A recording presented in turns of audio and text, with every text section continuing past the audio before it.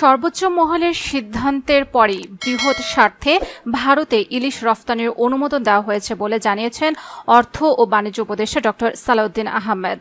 রোববার সচিবালয়ে সাংবাদিকদের সঙ্গে আলাপকালে তিনি এ কথা বলেন।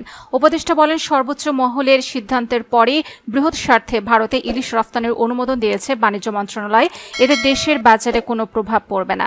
এর আগে গত 21 সেপ্টেম্বর এক বিজ্ঞপ্তিতে বাণিজ্য মন্ত্রণালয় বলেছে, আসন্ন দুর্গাপূজা উপলক্ষে বিভিন্ন রফতানিকারকদের আবেদনের প্রেক্ষিতে নির্ধারিত শর্তাবলী পূরণ সাপেক্ষে 3000 মেট্রিক টন ইলিশ রফতানির অনুমোদন দেওয়া হয়েছে। সংশ্লিষ্ট আবেদনকারীদের প্রয়োজনীয় কাগজপত্র সহ আগামী 24 সেপ্টেম্বর দুপুর 12টার মধ্যে বাণিজ্য মন্ত্রণালয় বরাবর আবেদন করার জন্য নির্দেশক্রমে অনুরোধ করা হয়। তবে উল্লেখিত সময়সীমার পর প্রাপ্ত আবেদন গ্রহণযোগ্য হবে না। এছাড়া যারা এরই মধ্যে আবেদন করেছেন তাদের নতুন করে আবেদনের প্রয়োজন নেই বলেও জানিয়েছেন বাণিজ্য মন্ত্রণালয়।